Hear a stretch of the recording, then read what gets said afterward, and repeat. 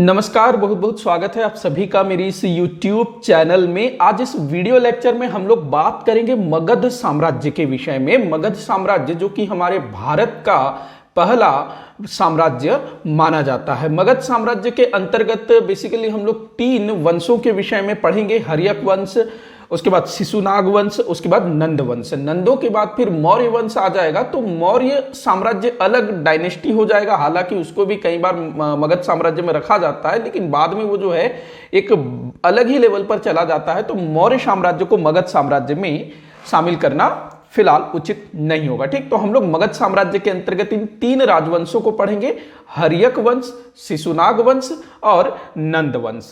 तो हम लोग जो है ब्रीफ में देखेंगे, संक्षिप्त में देखेंगे। शुरू करते हैं मगध साम्राज्य। जैसे कि मैंने बताया कि मगध साम्राज्य के अंतर्गत 3 वंशों ने शासन किया था, हर्यक वंश, शिशुनाग वंश और नंद वंश। इन तीनों राजवंशों के नाम को बार बार दोहराने के पीछे मेरा उद्देश्य यह है कि आपको इनका क्रम भी याद रखना बहुत जरूरी है, क्योंकि अक्सर परीक्षा में पूछा जाता है कि मगध साम्राज्य के राजवंशों का सही क्रम क्या है, पहले कौन सा वंश आया, फिर कौन सा वंश आया, इस टाइप से। तो सबसे पहला जो है हर्यक वंश होगा, सेकंड नंबर में आ जाएगा अपना शिशुनाग वंश, देन आ जाएगा नंद वंश लास्ट में, और फिर नंदों का पतन होता है। उसके बाद फिर मौर्यों का उत्थान होता है, मौर्य वंश का शुरुआत होता है। ठीक, तो बात करें हम लोग हर्यक वंश की, तो हर्यक वंश हमारे भारत का पहला ऐसा वंश था जिसने अपने राज्य का बहुत ज्यादा विस्तार किया। अच्छा, मगध साम्राज्य को शुरू करने से पहले थोड़ा सा मैं आपको 16 महाजनपदों के विषय में बताना चाहूंगा। 6वीं शताब्दी ईसा पूर्व में भारत में मुख्य रूप से जो उत्तरी भारत है और मध्य भारत है, वहां पर 16 बड़े बड़े राज्य हुआ करते थे, या इसको हम लोग नगर भी बोल सकते हैं। ठीक, या राज्य कहना ही ज्यादा उचित होगा। 16 बड़े बड़े राज्य हुआ करते थे जिनको महाजनपद की संज्ञा दी गई थी। इनकी संख्या 16 थी, तो इसको 16 महाजनपद कहा जाता है। उस समय के काफी सारे ग्रंथों में हमको इसकी जानकारी मिलती है 16 महाजनपदों के विषय में। ठीक, तो जो मगध है वो भी इन्हीं 16 महाजनपदों में से एक था। अब मगध कहां लोकेटेड है, किस स्थान पर है वर्तमान समय में, अगर इसकी हम लोग बात करें तो जो आज का जो बिहार का जो क्षेत्र है, तो मोटा माटी बिहार वाला जो पार्ट है वही मगध के रूप में जाना जाता था। ठीक, तो मगध भी जो है नॉर्मली एक महाजनपद था, 16 महाजनपदों में से एक था। लेकिन जो मगध के जो शासक थे, जब हर्यक वंश के शासक आते हैं तो ये फिर अपने राज्य का विस्तार करना शुरू कर देते हैं और अपने राज्य को साम्राज्य में बदल देते हैं, आसपास के राज्यों को जीतना चालू कर देते हैं। ठीक, इसी के बाद फिर जो है मगध साम्राज्य का उत्थान होता है। तो बात करते हैं हम लोग हर्यक वंश की। तो हर्यक वंश की स्थापना होती है 545 ईसा पूर्व। मैंने क्या कहा, 545 ईसा पूर्व में हर्यक वंश की स्थापना होती है और यह चलता है 412 ईसा पूर्व तक। आप लोगों को पता ही होगा ईसा पूर्व और ईस्वी के विषय में मैंने इस पर एक डिटेल में वीडियो लेक्चर बनाया हुआ था। अगर किसी को नहीं मालूम है, कंफ्यूजन है, ईसा पूर्व क्या होता है, ईस्वी क्या होता है, तो आप लोग जो है मेरा वो वाला वीडियो देख सकते हैं। ठीक, जिसमें मैंने ईसा पूर्व वगैरह अच्छे से बताया हुआ है। ठीक, तो हर्यक वंश की स्थापना आपको ध्यान रखना, इसका टाइम याद रखना है, 545 ईसा पूर्व से 412 ईसा पूर्व तक हर्यक वंश के शासकों ने शासन किया था। ठीक, अब हम इसके शासकों के बारे में बात करते हैं। तो हर्यक वंश का जो संस्थापक था वो था बिंबिसार। ठीक, हर्यक वंश का संस्थापक था बिंबिसार, जो कि 545 ईसा पूर्व में हर्यक वंश का शासक बनता है, मगध का शासक बनता है, और ये लगभग 50 साल के आसपास ये शासन करता है। मोटा मोटी 50 साल ये शासन करता है। 492 ईसा पूर्व तक इसने शासन किया था। 545 ईसा पूर्व में इसने शुरू किया था, क्योंकि भाई जो ईसा पूर्व है वो उल्टा चलता है ना, 545 से फिर 544, 543, 542, 541, 540, इस टाइप से। ठीक, तो इसने जो है 492 ईसा पूर्व तक शासन किया। लगभग 50 साल के आसपास इसका जो है शासनकाल रहा। 53 साल इसको हम लोग सीधा सीधा अगर हम बोलें। ठीक, तो काफी लंबा टाइम पीरियड था बिंबिसार का। और बिंबिसार जो है हर्यक वंश का संस्थापक था। ध्यान रखेंगे, आपसे प्रश्न पूछा जाएगा मगध साम्राज्य का संस्थापक कौन था, तो बिंबिसार। हर्यक वंश का संस्थापक कौन था? तो बिंबिसार। ठीक, बात करें अब हम लोग बिंबिसार के विषय में, तो बिंबिसार ने अपनी राजधानी बनाई ग्रीव्रज को, ग्रीव्रज, जिसको राजगीर के नाम से भी जाना जाता है। ठीक, ग्रीव्रज अथवा राजगीर। ठीक, इसका उपनाम मिलता है हमको श्रेणिक के रूप में, श्रेणिक इसका उपनाम, श्रेणिक। ठीक, अब देखिएगा इसने जो है अपनी जो अपने राज्य के विस्तार के लिए जिस नीति का क्रियान्वयन किया, भाई इसको मतलब ये बहुत ज्यादा महत्वाकांक्षी था। ठीक, अपने राज्य को ये बढ़ाना चाहता था, तो अपने राज्य को बढ़ाने के लिए इसने जिस नीति का क्रियान्वयन किया उसको त्रियक नीति कहा जाता है। त्रियक नीति, क्योंकि इसकी नीति में ना 3 नीतियां थी। पहली नीति थी आसपास के राज्यों के साथ वैवाहिक संबंध स्थापित कर लेना, उनको अपना संबंधी बना लेना। ठीक, इसकी दूसरी नीति थी मैत्रिता, ठीक, या मित्रता, मतलब आसपास के जो राज्य हैं उनके साथ मैत्रीपूर्ण संबंध स्थापित कर लेना, उनको अपना दोस्त बना लेना, फ्रेंड बना लेना। ठीक ठीक, और तीसरी थी अगर कोई भी अड़ोसी पड़ोसी राज्य वैवाहिक संबंध के लिए तैयार नहीं हो रहा है, दोस्ताना संबंध के लिए भी तैयार नहीं हो रहा है, तो ऐसी स्थिति में तीसरा रास्ता क्या बचेगा? युद्ध का। तो इसकी तीसरी नीति होती थी युद्ध की। ठीक, तो ध्यान रखेंगे पहली नीति इसकी वैवाहिक संबंध स्थापित करना, दूसरी नीति थी मित्रतापूर्ण संबंध स्थापित करना, और तीसरी नीति थी युद्ध वाली नीति। तो इसने अपनी इस नीति का क्रियान्वयन किस टाइप से किया उसको अब हम लोग देखते हैं। तो देखिएगा इसने जो है ना अपनी जो पहली जो नीति थी वैवाहिक संबंध स्थापित करना, तो इस नीति के क्रियान्वयन करते हुए कुछ राज्यों के साथ वैवाहिक संबंध स्थापित किया, जिससे इसको काफी अच्छा मतलब उसका रिस्पांस मिला था। ठीक, तो देखना इसने क्या किया, कोसल, कोसल एक महाजनपद था। ठीक, हमारा जो छत्तीसगढ़ है वो कोसल महाजनपद का ही हिस्सा था। उत्तर कोसल, दक्षिण कोसल के नाम से जाना जाता है ना। कोसल 2 भागों में बटा हुआ था, उत्तर कोसल, दक्षिण कोसल। तो हमारा जो छत्तीसगढ़ वाला भाग था वो दक्षिण कोसल में आता था। ठीक, तो कोसल के राजा थे प्रसेनजीत। ठीक, तो प्रसेनजीत की पुत्री थी कोसल देवी। ठीक, तो कोसल देवी के साथ जो है इसने विवाह किया। कोसल के राजा प्रसेनजीत की पुत्री कोसल देवी से बिंबिसार ने विवाह किया, और इस विवाह के फलस्वरूप बिंबिसार को काशी का क्षेत्र, वर्तमान समय का जो बनारस वाला जो भाग है ना, वो दहेज के रूप में मिल जाता है। ठीक, दहेज के रूप में काशी का क्षेत्र मिल जाता है, और जो काशी का जो क्षेत्र था ये काफी ज्यादा समृद्धशाली था उस टाइम पर। ठीक, आज भी काफी इंपॉर्टेंस है ना, काशी का धार्मिक नगरी है। ठीक, तो कोसल नरेश प्रसेनजीत की पुत्री कोसल देवी से विवाह करने के पश्चात इसको जो है काशी का क्षेत्र दहेज स्वरूप प्राप्त किया। ठीक, इसके बाद इसने जो अगला जो विवाह किया वो था लिच्छवी।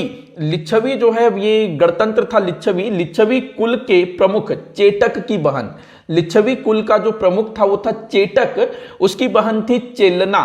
ठीक, उसकी बहन का नाम था चेलना। तो चेलना से इसने विवाह किया, तो उससे भी जो है वैवाहिक संबंध स्थापित हो गए, अच्छे संबंध बन गए। ठीक, उसके बाद मद्र देश की राजकुमारी, मद्र देश जो कि पंजाब की ओर एक महाजनपद हुआ करता था मद्र।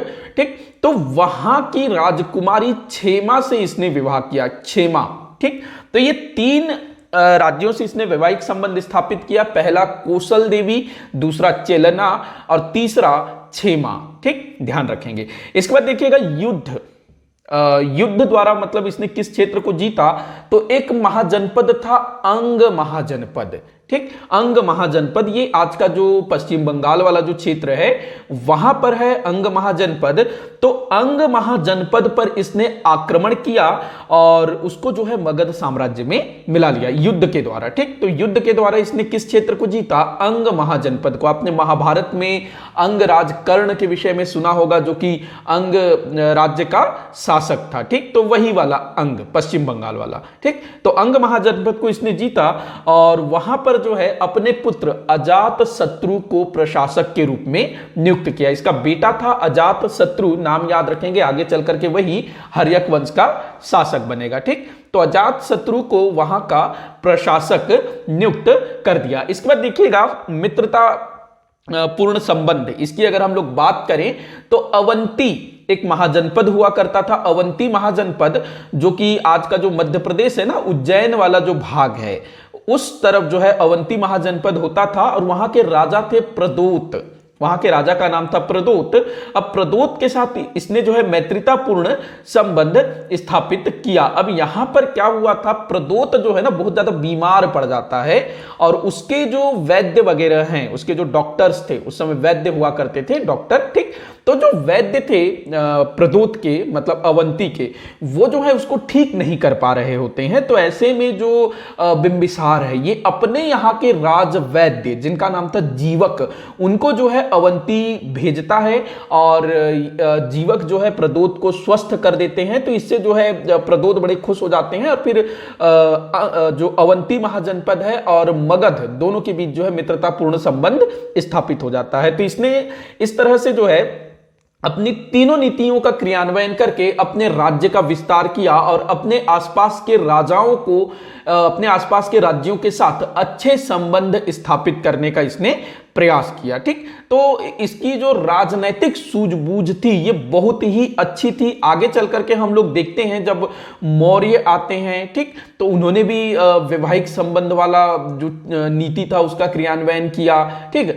मित्रतापूर्ण संबंध बनाने की कोशिश की अपने आसपास के राज्यों को। आगे चल करके हम लोग देखते हैं कि गुप्त शासकों ने भी इन नीतियों का क्रियान्वयन किया।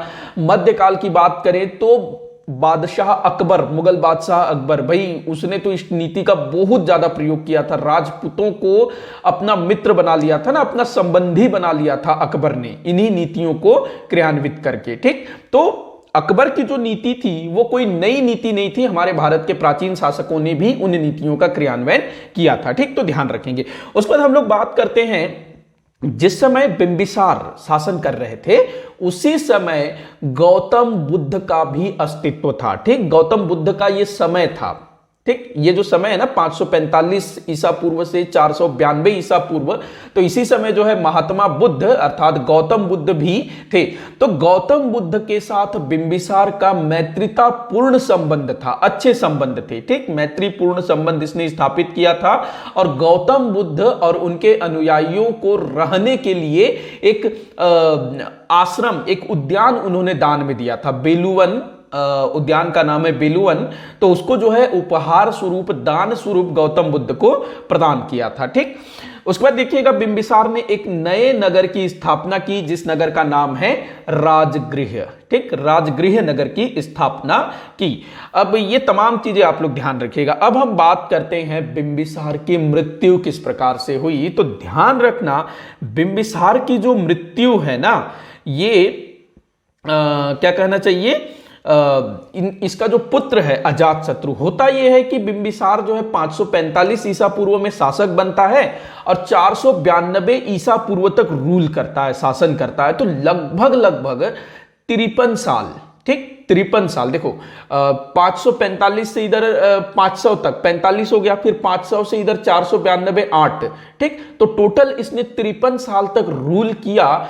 तो इसका जो पुत्र था अजातशत्रु वो काफी मतलब बड़ा हो गया था, ठीक, काफी उम्र का हो चुका था और छटपटाने लगा था कि भाई मुझे कब सत्ता प्राप्त होगी, मुझे कब गद्दी प्राप्त होगी। तो यहां पर अजातशत्रु क्या करता है, अपने पिता को जब वो देखता है कि भाई उसके पिता तो मरने का नाम ही नहीं ले रहे हैं, क्योंकि नॉर्मली होता क्या है, पिता के मृत्यु के बाद पुत्र को पिता की राजगद्दी प्राप्त होती है, नॉर्मली ये होता है, ठीक। तो यहां पर अजातशत्रु क्या करता है, अपने पिता को कैद कर लेता है और कई सारे ग्रंथों में यह उल्लेख मिलता है कि अजातशत्रु ने अपने पिता की हत्या कर दी और उसके बाद जो है उसने सत्ता प्राप्त की। ये जो है कई सारे पुस्तकों में जानकारी मिलती है। खास करके जो बौद्ध धर्म ग्रंथ है ना, उनमें यह चीज लिखा हुआ मिलता है कि अजातशत्रु ने अपने पिता की हत्या की थी। और बौद्ध धर्म ग्रंथ में इस वंश को पितृहंता वंश भी कहा गया है। क्यों कहा गया है मैं आगे बताऊंगा, ठीक।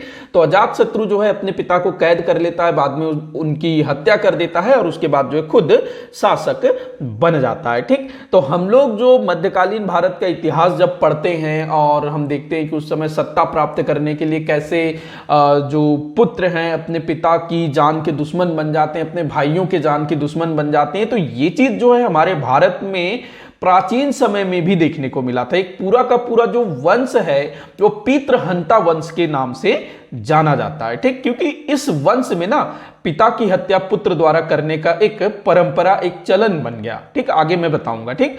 तो बात करते हैं अजातशत्रु की, जिसने अपने पिता की हत्या करके सत्ता प्राप्त की थी। इसने अपनी राजधानी बनाई राजगृह को। राजगृह वही जिसकी स्थापना बिंबिसार ने की थी, ठीक। तो बिंबिसार ने राजगृह नगर की स्थापना की और राजगृह को मगध साम्राज्य की राजधानी किसने बनाई?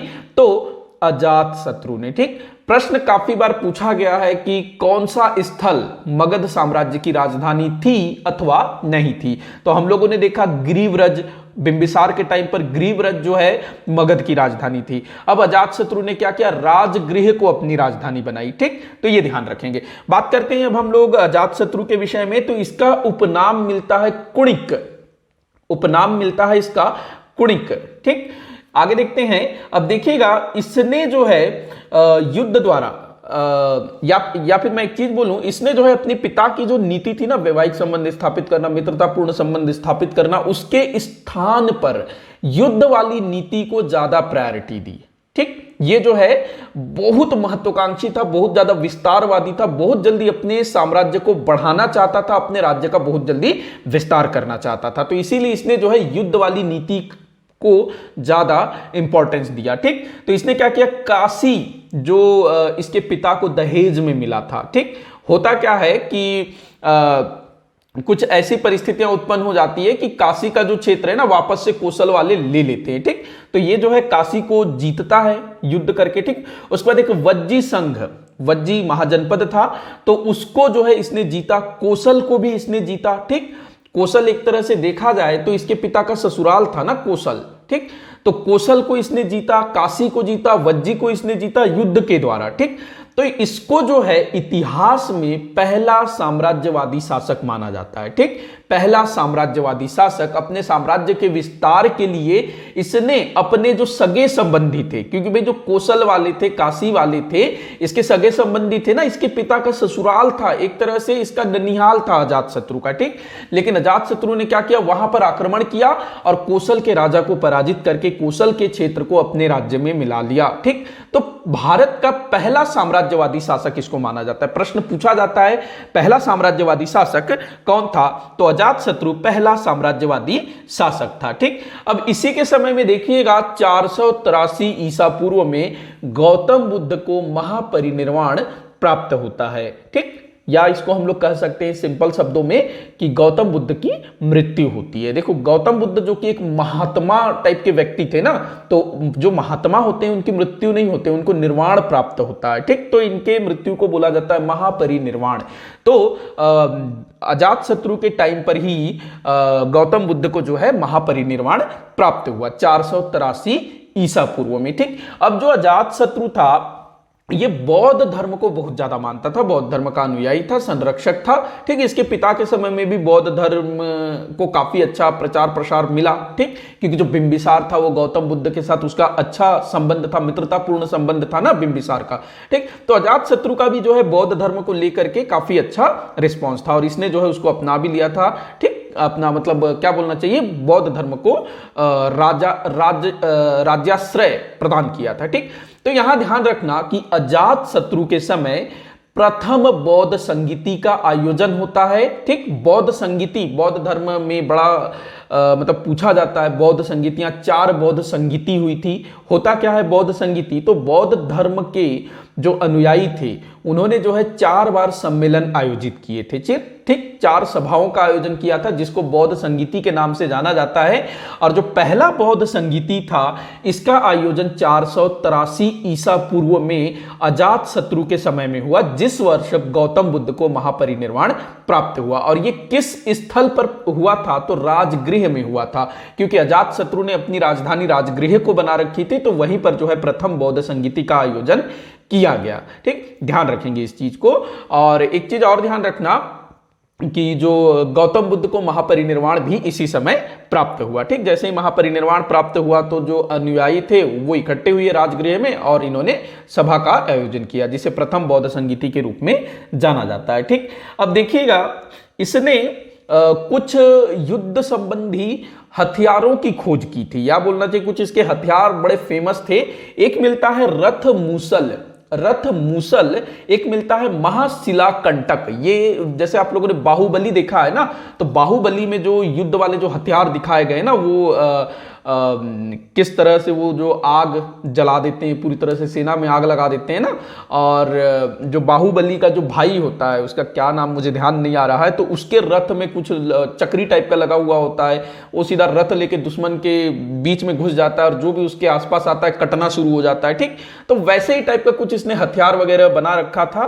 पहला जो रथ मूसल है, रथ में, रथ का मतलब तो रथ आप लोगों ने देखा होगा रामायण महाभारत में, जो रथ उसी टाइप का रथ, उसमें मूसल, मूसल का मतलब क्या होता है, एक तरह से गदा, या फिर जो अनाज वगैरह कूटने का जो होता है ना, उसे मूसल कहा जाता है। तो कुछ उस टाइप का चीज लगा हुआ होगा रथ में, और उसको जो है वैसे ही दुश्मन के खेमे में घुसा दिया जाता होगा और दुश्मन जो है उससे टकरा टकरा के घायल होते होंगे। ठीक, उसी टाइप का कुछ होता होगा। उसके बाद जो दूसरा जो हथियार है महाशिला कंटक, महा का मतलब होता है विशाल, बड़ा, शिला का मतलब होता है चट्टान, और कंटक का क्या मतलब होगा, तोड़ना या फेंकना, कुछ ऐसा हो सकता है। तो ये बिल्कुल कुछ ऐसे ही होगा, चट्टान फेंकने वाला या चट्टान तोड़ने वाला कुछ यंत्र होता होगा। जैसे बाहुबली में दिखाया गया है ना, वो जो बड़े बड़े जो गोले हैं उनको फेंका जाता है, फिर उसमें कपड़ा बांध के फेंका जाता है, तेल मिला करके, बाद में फिर उसमें आग लगा दिया जाता है। तो कुछ उसी टाइप का यंत्र रहा होगा। या फिर हम लोग ये बोल सकते हैं कि जो बाहुबली वाले हैं ना, उन्होंने इन्हीं सब चीजों को रिसर्च करके उस टाइप के हथियार दिखाए होंगे। ठीक, तो रथ मूसल और महाशिला कंटक को ध्यान रखना। इसका जो शासनकाल था अजात शत्रु का, ये 460 ईसा पूर्व तक था। ठीक, इसने भी काफी लंबे समय तक शासन किया।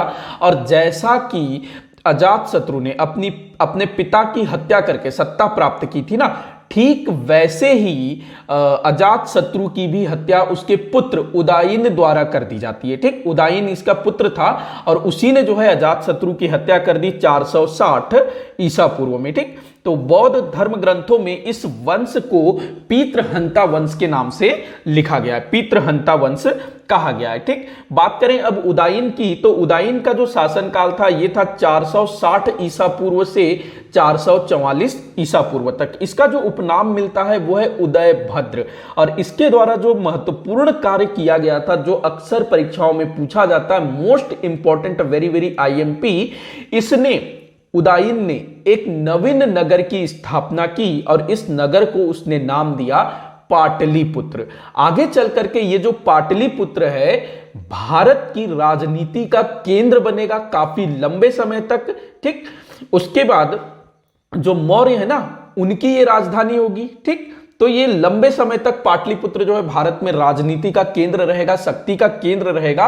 और इस पाटलिपुत्र नगर की स्थापना करने का श्रेय किसे जाता है, उदायन को। ध्यान रखना, उदायन को। गंगा नदी के तट पर इस नगर की स्थापना की थी। और पाटलिपुत्र वर्तमान समय में बिहार राज्य की राजधानी पटना है। ठीक, पटना का ही पुराना नाम क्या था, पाटलिपुत्र। तो ध्यान रखो, पटना कोई छोटा मोटा जगह नहीं है भाई, किसी जमाने में वो भारत की राजधानी हुआ करती थी, भारत के राजनीति, भारत के सत्ता, भारत के शक्ति का केंद्र हुआ करती थी, व्यापार वाणिज्य का केंद्र हुआ करती थी पाटलिपुत्र, अर्थात आज का पटना। या हम लोग इसको ये भी बोल सकते हैं कि हमारे भारत का जो प्राचीन जो संस्कृति सभ्यता है उसके उत्थान का केंद्र भी रहा। ठीक, काफी सारा चीज हुआ वहां पाटलिपुत्र में, और इसकी स्थापना किसने की थी, उदायन ने। तो ध्यान रखेंगे इस चीज को। अब आगे जो कुछ शासक हैं उनके नाम आप लोग बस सुन लीजिएगा, अनिरुद्ध, मुंड, नागदशक, ये जो हैं कुछ अन्य शासक है। नागदशक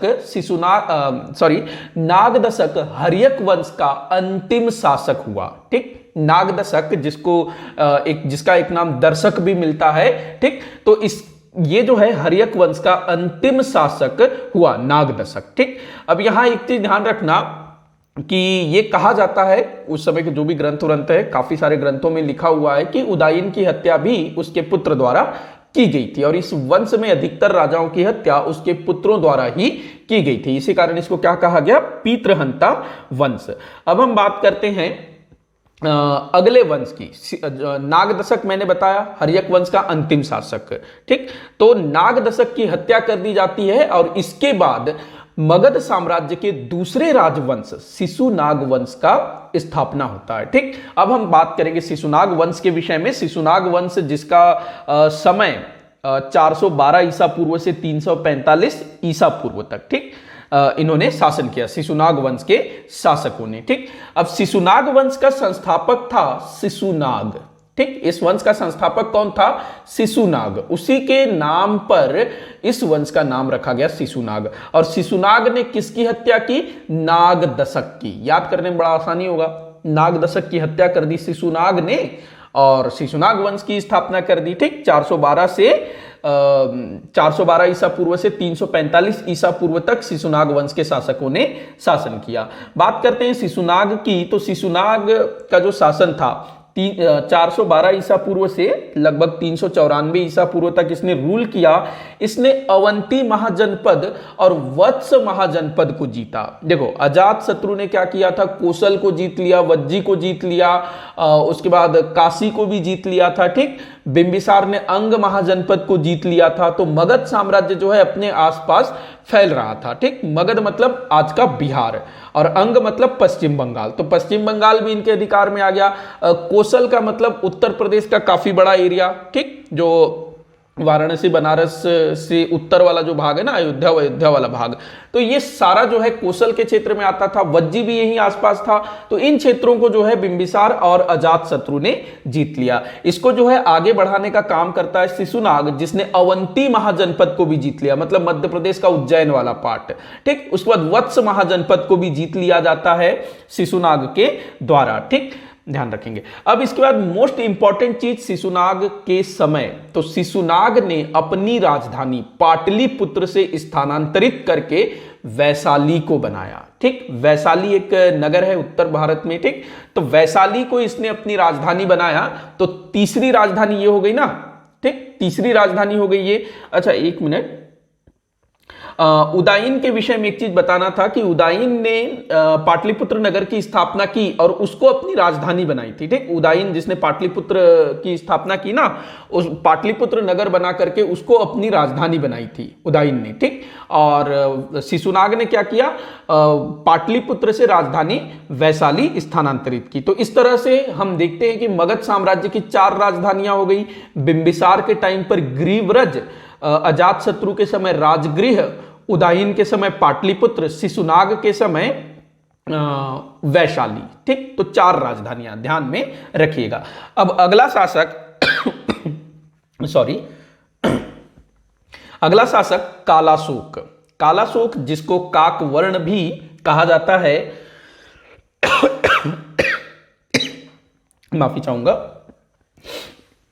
इसका शासनकाल था 394 ईसा पूर्व से 366 ईसा पूर्व तक। ठीक, इसने अपनी राजधानी पुनः पाटलिपुत्र स्थानांतरित की। ठीक, राजधानी किस तरह से बदल रहा है यह आप लोगों को ध्यान में रखना है। जो शिशुनाग था उसने राजधानी बनाई वैशाली को।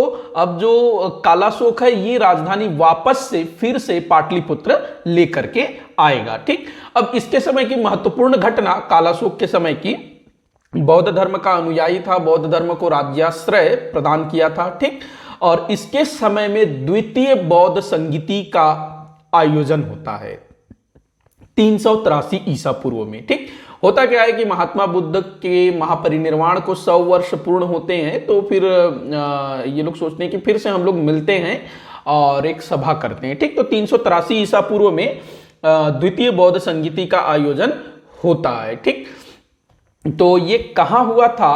तो वैशाली में हुआ था। ध्यान रखेंगे, कहां हुआ था? वैशाली में। आगे बढ़ते हैं। इसके बाद अगला जो शासक होगा, आखिरी शासक महानंदिन। शिशुनाग वंश का आखिरी शासक होगा महानंदिन, जिसकी हत्या कर दी जाती है और नंद वंश की स्थापना कर दी जाती है। ठीक, तो महानंदिन की हत्या की थी महापद्मनंद ने। देखो, मगध साम्राज्य जब हम लोग पढ़ते हैं ना, और जो आखिरी शासक है और उसके बाद जो नया वंश शुरू होगा उसका जो पहला राजा होगा, उनके नाम थोड़े से मिलते जुलते हैं, तो याद करने में बड़ा आसानी होगा। ठीक, तो महानंदिन, इसकी हत्या कर दी महापद्मनंद ने। ठीक, महापद्मनंद ने 344 ईसा पूर्व में महानंदिन की हत्या कर दी और मगध साम्राज्य के तीसरे वंश नंद वंश की स्थापना कर दी। ठीक, नंद वंश का जो टाइम पीरियड है, कालखंड है, वो 344 ईसा पूर्व से 322 ईसा पूर्व तक रहा है। ठीक, महापद्मनंद इस वंश का संस्थापक था और महापद्मनंद को शूद्र माना गया है। ठीक, इसके पहले जो थे ना शिशुनाग वाले, हर्यक वंश वाले, वो लोग क्षत्रिय थे। ठीक, लेकिन महापद्मनंद के विषय में कहा जाता है, उस समय के जो भी ग्रंथ वगैरह से जानकारी मिलती है, तो उसमें इसको क्या कहा गया है, शूद्र कहा गया है। ठीक, इसने जो है काफी बड़ी बड़ी उपाधियां धारण की। महापद्मनंद ने बड़े बड़े उपाधियां धारण की, जैसे एकराट, भार्गव, पृथ्वी का राजा। ठीक, इस टाइप से जो है इसने उपाधि धारण की। एक इसकी उपाधि मिलती है सर्व क्षत्रिय हंता। सर्व क्षत्रिय हंता मतलब इसने क्षत्रियों का नाश किया, इस टाइप से उपाधि धारण की। सर्व क्षत्रिय हंता, क्षत्रियों का नाश करने वाला। ठीक, अब इसके संबंध में एक महत्वपूर्ण चीज ध्यान रखना,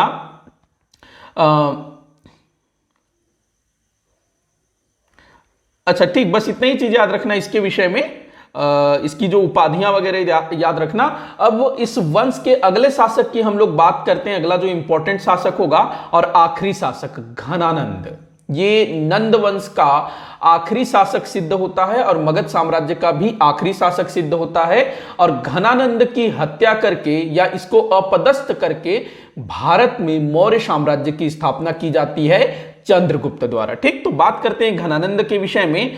तो घनानंद ये जो है काफी क्रूर शासक इसको बताया गया है। घनानंद को ये जो है अपने प्रजा के ऊपर बहुत ज्यादा अत्याचार करता था। ठीक, और ये बहुत शक्तिशाली था और इसके समय तक जो मगध साम्राज्य है ना, वो काफी एक्सपेंड हो चुका था, मतलब काफी बढ़ चुका था, काफी विशाल हो चुका था। ठीक, अवंती इसके अधिकार में था, वज्जी इसके अधिकार में था, कोसल इसके अधिकार में था, अंग इसके अधिकार में था। ठीक, तो इनका जो साम्राज्य था काफी बढ़ गया था और इस समय तक भारत में इतना बड़ा, इतना शक्तिशाली राज्य और कोई नहीं था। और घनानंद के पास एक विशालकाय सेना भी थी। ठीक, इसके समय की सबसे महत्वपूर्ण घटना ध्यान रखेंगे, 326 ईसा पूर्व में भारत में सिकंदर का आक्रमण होता है इसके समय में। ठीक, जो सिकंदर था वो यूनान का शासक था जो कि विश्व विजय की कामना के साथ निकला था और इसने जो है भारत का जो पश्चिमी वाला जो भाग है ना, पश्चिमोत्तर भारत, आज का जो पाकिस्तान अफगानिस्तान वाला जो एरिया है,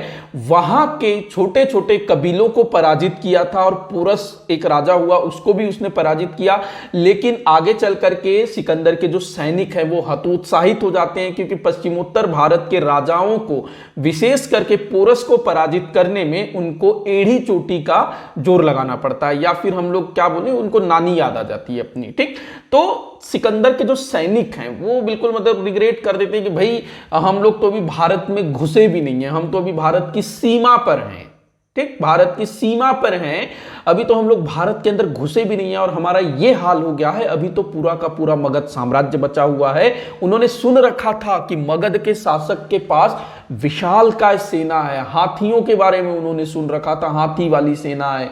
तो यहां पर जो सिकंदर के सैनिक हैं वो डर जाते हैं, आगे बढ़ने से मना कर देते हैं, सिकंदर को वापस जाना पड़ता है। ठीक, तो सिकंदर का आक्रमण हुआ था घनानंद के समय। ठीक, इसके बाद देखिएगा, चूंकि जैसे कि मैंने बताया कि ये जो है अपने प्रजा के ऊपर काफी अत्याचार करता था, प्रजा भी काफी परेशान थी और इसी समय घनानंद के समय चाणक्य नामक एक व्यक्ति का उत्थान होता है, जिनका अन्य नाम हमको कौटिल्य भी मिलता है, विष्णुगुप्त भी मिलता है। इनका उत्थान होता है। ये तक्षशिला विश्वविद्यालय के विद्यार्थी थे, बाद में वहां पर ये प्राध्यापक भी नियुक्त होते हैं, प्रोफेसर वहां बनते हैं बाद में। ठीक, हमारे भारत में प्राचीन समय में बड़े बड़े विश्वविद्यालय हुआ करते थे। तक्षशिला विश्वविद्यालय होता था, ये पश्चिमोत्तर भारत में था। ठीक, आगे चल करके हम लोग देखेंगे विक्रमशिला विश्वविद्यालय, नालंदा विश्वविद्यालय, वल्लभी विश्वविद्यालय, जैसे अभी है ना दिल्ली यूनिवर्सिटी, बनारस यूनिवर्सिटी, अलीगढ़ मुस्लिम यूनिवर्सिटी, जवाहरलाल नेहरू यूनिवर्सिटी। ठीक, वैसे ही टाइप से उस टाइम पर भी